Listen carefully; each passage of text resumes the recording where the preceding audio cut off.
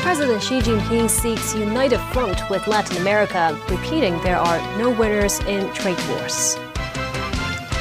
Donald Trump talks about possible dialogue with President Xi soon.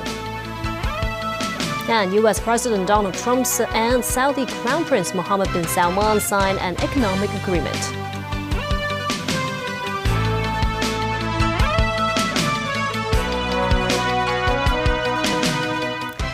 Good evening, and thank you for joining us.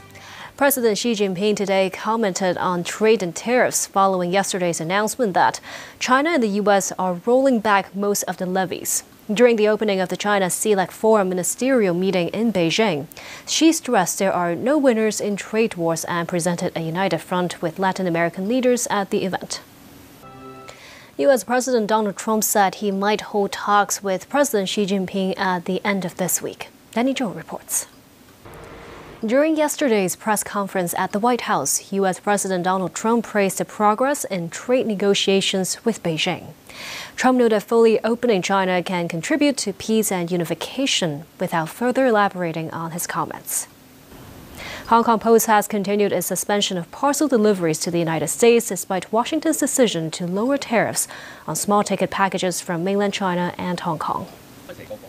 U.S. President Donald Trump and Saudi Crown Prince Mohammed bin Salman shook hands and signed an economic agreement between the U.S. and Saudi Arabia in Trump's first stop on his Mideast visit. Chief Executive John Lee arrived in Kuwait on the third day of his Middle Eastern tour. Lee will stay in the country for 2 days.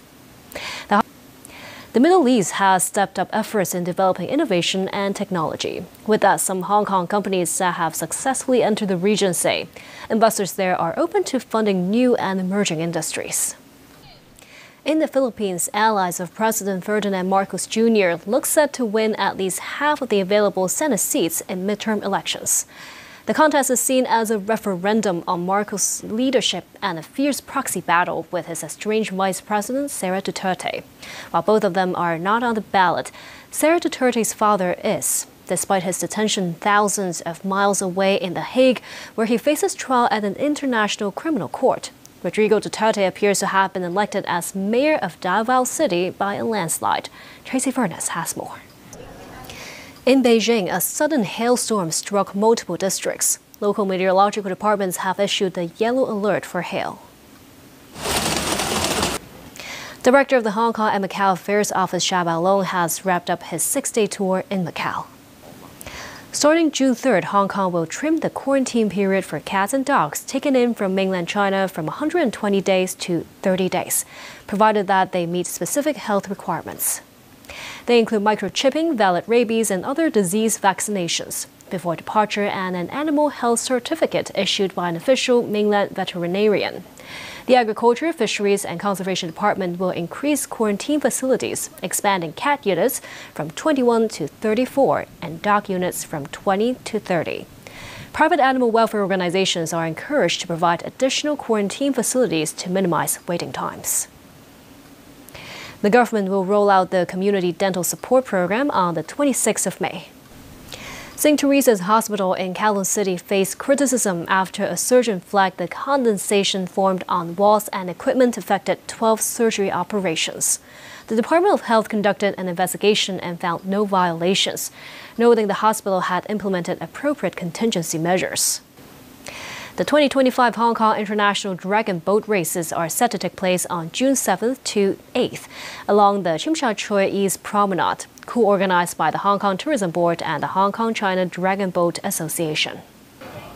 The West Kowloon Cultural District has been promoting its collections worldwide, with the exhibition Yaoi Kuzama 1945 to now having already been on tour at the Guggenheim in New York and Bilbao in Spain. It attracted over 1.65 million visitors, breaking a Hong Kong record. Betty Fong, CEO of the West Kowloon Cultural District Authority, told TVB's Straight Talk program, the West Kowloon Cultural District is working with other local cultural organizations to put Hong Kong at the top of the global art scene. Switching gears to finance. Around midday trading on Wall Street, the Dow is easing 0.2%, while S&P 500 rallies about 0.94%. At 871.